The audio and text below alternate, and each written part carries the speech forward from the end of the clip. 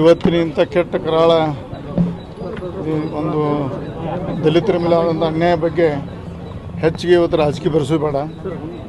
ಇದರಲ್ಲಿ ರಾಜಕೀಯ ಬೆರೆಸಿ ಇವತ್ತು ಏನು ಎಂಜಾಯ್ ಇದೆಲ್ಲ ಅವರೆಲ್ಲ ಒಳ್ಳೆಯದು ಆದಷ್ಟು ಬೇಗ ಅವ್ರು ಗುಣಮುಖವಾಗಿ ಹೊರಬರಲಿ. ಆಮೇಲೆ ಇದ್ರ ಬಗ್ಗೆ ಚರ್ಚೆ ಮಾಡೋದು ಒಳ್ಳೆಯದು. ಒಂದೇ ಈ ಸಂದರ್ಭ ಹೇಳೋಕೆ ಇಚ್ಛೆಪಡ್ತೇವೆ. ಬಸವಣ್ಣವರು 12ನೇ ಶತಮಾನ ಮಾಡಿದಂಥ ಅವ್ರು ಏನು ಉದ್ದೇಶ ಮಾಡಿರ್ತಕ್ಕ ಸಂಪೂರ್ಣ ಕೊಡಲಿಪಟ್ಟು ಹಾಕಿ ಇವತ್ತು ಎಲ್ಲ ಸಮಾಜದವರು ಇದನ್ನೊಂದು ಗಂಭೀರವಾಗಿ ಪರಿಗಣಿಸಿ ಇಂಥ ಕೊಲೆಗಡಕರಿಗೆ ಒಂದು ದೊಡ್ಡ ಪ್ರಮಾಣ ಶಿಕ್ಷೆ ಆಗಬೇಕಂತ ಈ ಸಂದರ್ಭದಲ್ಲಿ ಆಗ್ರಹ ಮಾಡ್ತೇವೆ.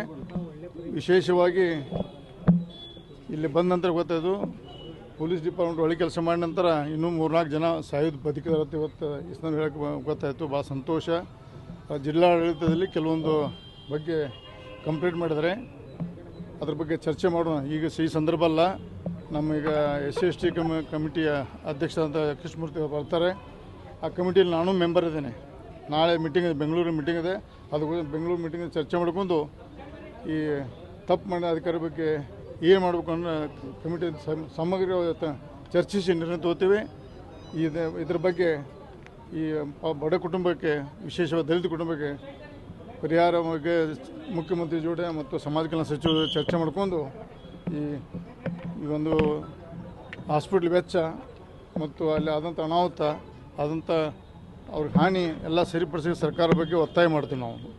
ಸಮಾಜ ಕಲ್ಯಾಣ ಇಲಾಖೆ ಅಧಿಕಾರಿಗಳು ಸರಿಯಾಗಿ ಕೆಲಸ ಮಾಡಿಲ್ಲ ಅನ್ನೋದೇ ಗಂಭೀರ ಆರೋಪ. ಅದೇ ಈಗ ಗೊತ್ತಾಯಿತು. ಅದು ನಾಳೆ SC/ST ಕಮಿಟಿ ನಮ್ಮ ಚೇರ್ಮನ್ ಬರ್ತಾರೆ. ಈಗ ಬಂದು IBL ಇದ್ದಾರೆ. ಅದು ಬಂದದ್ದು ನಾಳೆ ಮೀಟಿಂಗ್. ನಾನು ಕಮಿಟಿ ಮೆಂಬರು. ಚರ್ಚೆ ಮಾಡ್ಕೊಂಡು ಯಾರು ಅಧಿಕಾರ ತಗೊಂಡು ಕ್ರಮ ತಗೊಳಕ್ಕೆ ನಾವು ಒಂದೇ ಮಾತು, ಇದರಲ್ಲಿ ರಾಜಕೀಯ ಬರೆಸೋದು ಬೇಡ. ಈ ವೇದಿಕೆಯಲ್ಲಿ ಅವ್ರಿಗೆ ಒಳ್ಳೆಯದಾಗಲಿ, ಎಲ್ಲರಿಗೂ ಹೊರಗೆ ಬರಲಿ, ಆಮೇಲೆ ಚರ್ಚೆ ಮಾಡೋಣ. ಆಮೇಲೆ ಬೇರೆ ವೇದಿಕೆಯಲ್ಲಿ ಮಾತಾಡ್ತೀವಿ.